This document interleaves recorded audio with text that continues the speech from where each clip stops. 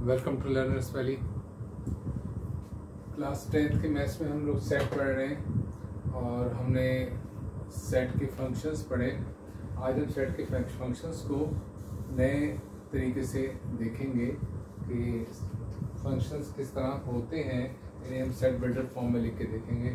So mainly we are revising functions of set, लेकिन इसके अंदर हम एक और फंक्शन भी सीखेंगे।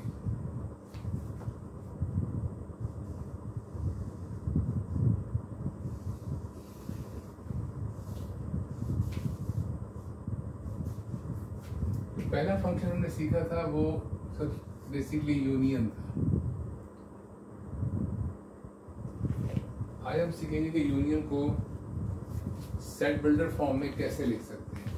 मिसाल के तौर पर दो सेट्स हैं ए और बी और हम उनका यूनियन कर रहे हैं। ए और बी में कुछ भी मेंबर्स हैं। अब जो यूनियन का ए यूनियन बी का जो रिजल्ट आ रहा है हम उसे सेट बिल्डर फॉर्म में लिखेंगे।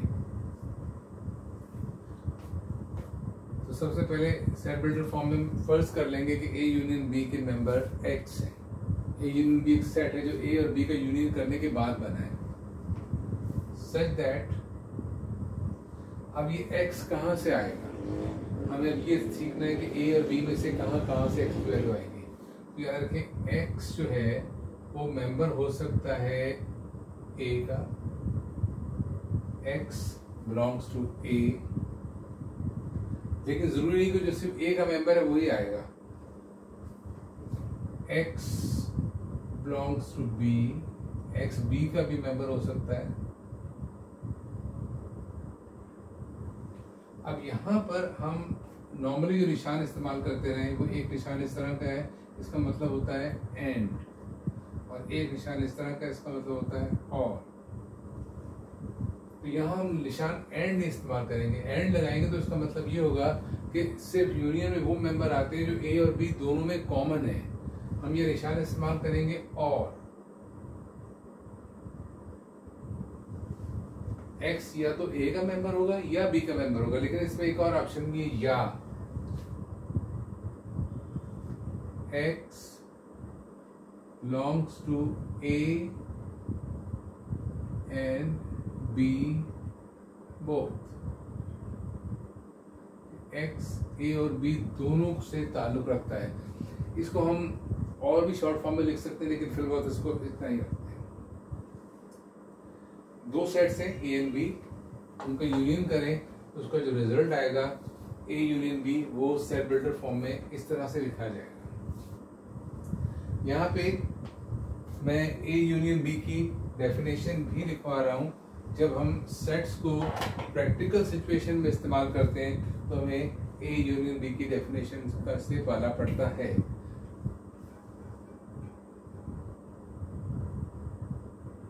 ए यूनियन बी एक सेट है और ये सेट ए और बी के यूनियन से बना है। अब इसकी डेफिनेशन क्या होगी।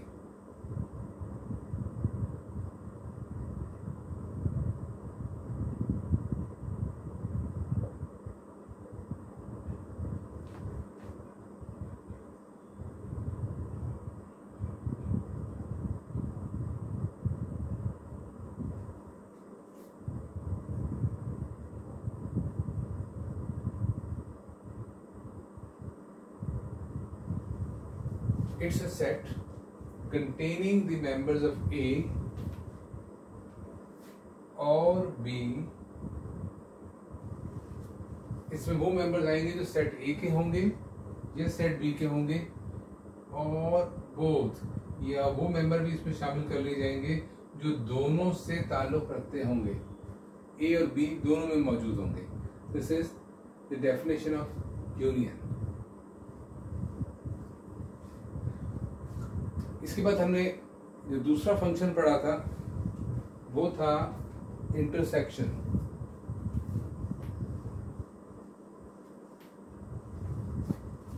आज हम इंटरसेक्शन को भी स्टडी करेंगे दूसरे तरीके से। हमने यूनियन इन तमाम फंक्शंस को सीखा था वेन डायग्राम के साथ, लेकिन आज हम वेन डायग्राम को बजाय डेफिनेशन और सेट बिल्डर नोटेशन पर जा रहे हैं। सो intersection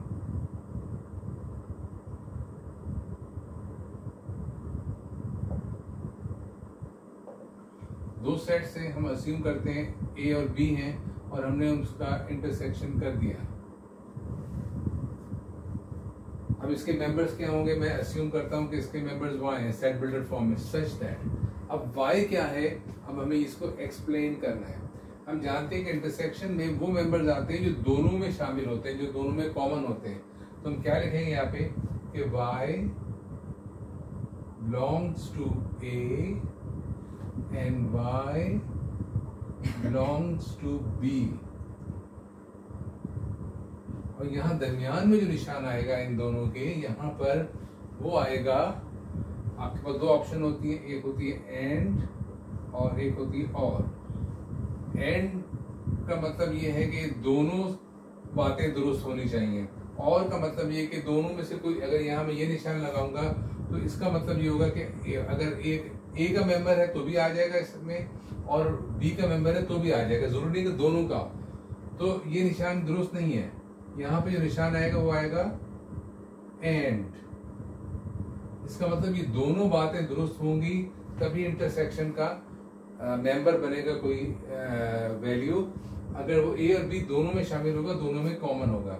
so this is the definition of A intersection B. अगर इसको हम वर्ड्स में लिखें,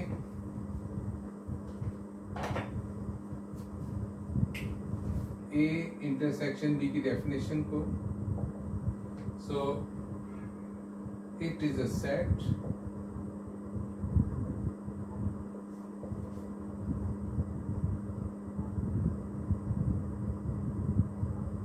containing members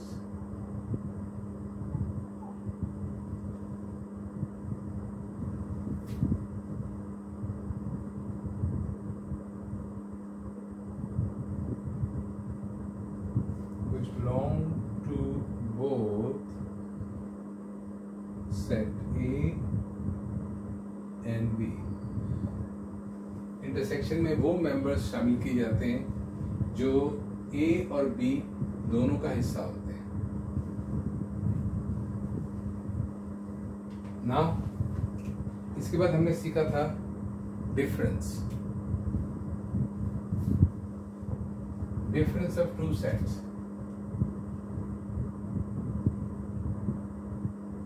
I'm trying to save the time.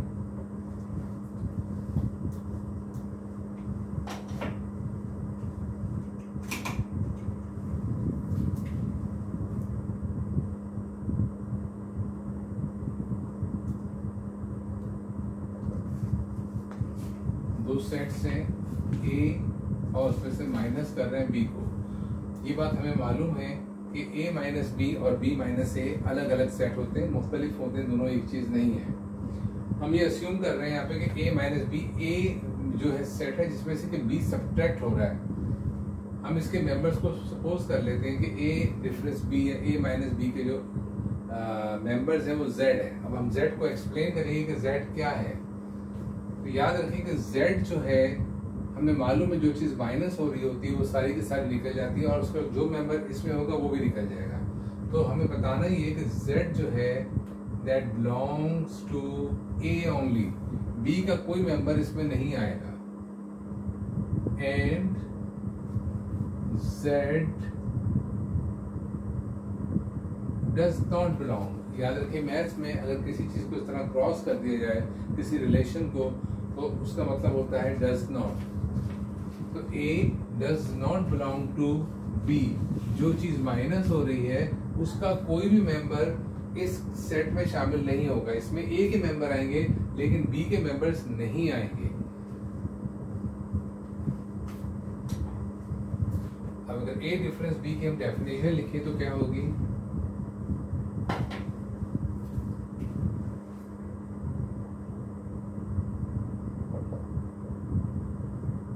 it is a set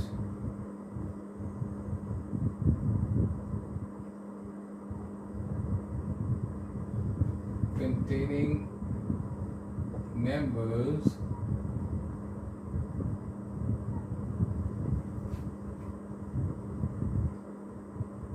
which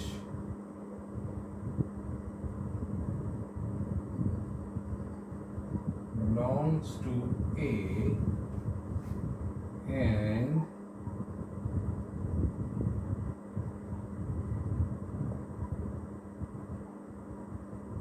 does not belong to B।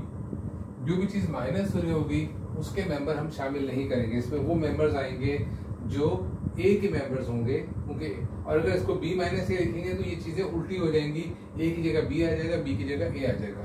So A minus B, A difference B, it is a set containing members which belongs to A. जो A के member तो होंगे लेकिन वो B के member नहीं होंगे। यही बात सिंबॉलिक फॉर्म में यहाँ लिख दी गई है। तो डिफरेंस को लिखने का, शो करने का या उसको समझने का एक तरीका ये भी है। आज हम एक नया फंक्शन सीखने जा रहे हैं, वो भी एक टाइप का डिफरेंस है।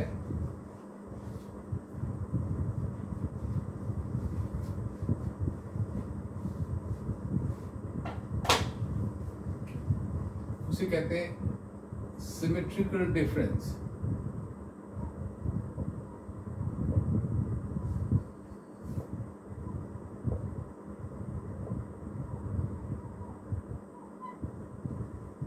सिमेट्रिकल डिफरेंस, और इसको एक डेल्टा से शो किया जाता है।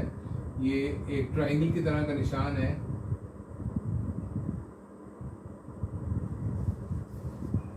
ये निशान ग्रीक अल्फाबेट में इस्तेमाल होता है। ग्रीक अल्फाबेट में एक लेटर है जिसका नाम है डेल्टा। जैसे इंग्लिश में डी होता है, इस तरह ग्रीक में डेल्टा होता है। Delta is like a triangle. ये निशान इस्तेमाल किया जाता है सिमेट्रिकल डिफरेंस के लिए सेट के अंदर। अगर आपके पास दो सेट्स हों ए एंड बी, तो आप सिमेट्रिकल डिफरेंस कैसे कैलकुलेट करेंगे? ए डिफरेंस बी। तो सबसे पहले हम समझते हैं कि सिमेट्रिकल डिफरेंस होता क्या है। तो याद रखें, ए और बी जो दोनों सेट्स हैं, इसमें हम कौन से मेंबर्स लेंगे।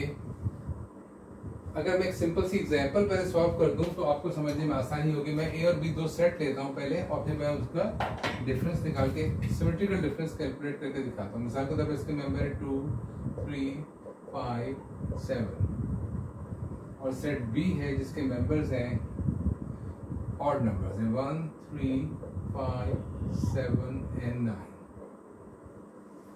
अब जो ए डिफरेंस बी है, सिमेट्रिकल डिफरेंस ए डेल्टा बी,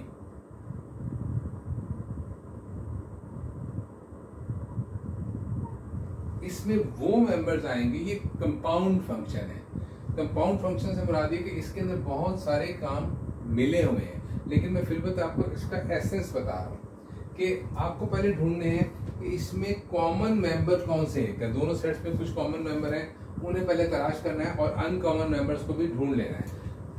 इसमें जो कॉमन मेंबर्स हैं जो दोनों में मौजूद हैं वो है 3, 5, 7। देख लीजिए 3, 5 एंड 7 ये कॉमन मेंबर्स हैं। और दोनों सेट्स में जो अनकॉमन मेंबर्स हैं मैं उनको भी अंडरलाइन कर रहा हूं रेड कलर से। ये अनकॉमन है। ये 1 और 9 सिर्फ बी में है, ए में नहीं है, और 2 जो है सिर्फ ए में है, वो बी में नहीं है। तो याद रखें, सिमेट्रिकल डिफरेंस में हम क्या करते हैं कि जो दोनों सेट्स के कॉमन मेंबर है उनको छोड़ देते हैं, और जो मेंबर्स अनकॉमन दोनों सेट्स में बच जाते हैं उसको हम सिमेट्रिकल डिफरेंस में लिखते हैं। तो यहाँ क्या बच गया है 1, 2 एंड 9, 1, 2 एंड 9। तो कैलकुलेट करना तो ये इतना मुश्किल नहीं है। याद ये रखना है कि इस सेट में वो मेंबर्स नहीं आते डिफरेंस में जो दोनों में कॉमन हो। दोनों के कॉमन, जैसे इंटरसेक्शन में हम सिर्फ कॉमन मेंबर लेते हैं, लेकिन ये इंटरसेक्शन नहीं है, सिमेट्रिकल डिफरेंस है। तो इसमें कॉमन मेंबर्स को छोड़ देते हैं, और जो अनकॉमन मेंबर्स बच जाते हैं उनको सिमेट्रिकल डिफरेंस के आंसर में लिखा जाता है। अब अगर हम इस फंक्शन को एक्सप्लेन करना चाहें in the form of set builder notation तो कैसे करेंगे? ये मैं बता चुका हूं, इट्स ए कंपाउंड फंक्शन। तो अगर हम निकालना चाह रहे हैं ए सिमेट्रिकल डिफरेंस या ए डेल्टा बी, और हम ये अस्यूम करते हैं कि इसके मेंबर्स हैं एक्स सच दैट, अब एक्स कहाँ से आ रहा है? अब देखिए एक्स क्या है, 1 2 9 है। हमने एक्चुअली किया क्या है कि हमने एक्स लिया है ए यूनियन बी के मेंबर्स में से, यानी कि ए यूनियन बी के मेंबर सारे के सारे इसमें हमने शामिल कर दिए। लेकिन क्या किया, यूनियन के तो तुम सारे मेंबर्स को मिला के लिख देते हैं, लेकिन इसमें जो कॉमन मेंबर्स थे उनको माइनस कर दिया है। कॉमन मेंबर कहां से आते हैं? कॉमन मेंबर आते हैं जब हम दोनों सेट्स का इंटरसेक्शन करते हैं। तो फिर हम क्या लिखेंगे, एंड, क्योंकि दोनों कंडीशंस एक साथ वैलिड होनी चाहिए, कोई एक के वैलिड होने से सही नहीं होगा आंसर। एंड एक्स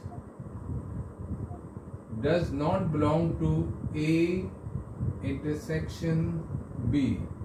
इंटरसेक्शन का मतलब क्या है, कॉमन मेंबर्स। यूनियन का मतलब दोनों सेट्स को मिला देना है, बेशक मिला देना है, लेकिन एक्स जो है वो कॉमन मेंबर्स को नहीं लेगा, यानी कि जो ए डेल्टा बी की वैल्यूज आएंगी उसमें एक्स में वो वैल्यूज नहीं आएंगी जो दोनों सेट्स में मौजूद है ए एंड बी में, उनको छोड़ देंगे और बाकी जितनी बच जाएंगी उनको हम मिला देंगे, यूनियन कर देंगे उनका, तो हमारे पास आ जाएगा ए डेल्टा बी। तो ये है डिस्क्रिप्शन और एक्सप्लेनेशन ऑफ सिमेट्रिकल डिफरेंस। अब इसकी अगर डेफिनेशन लिखना चाहें,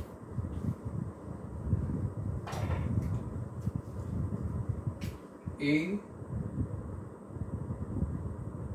delta B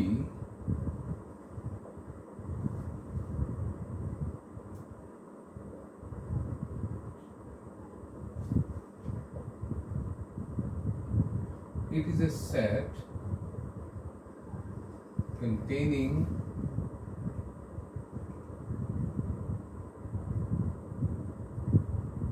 members of A and B which are not common.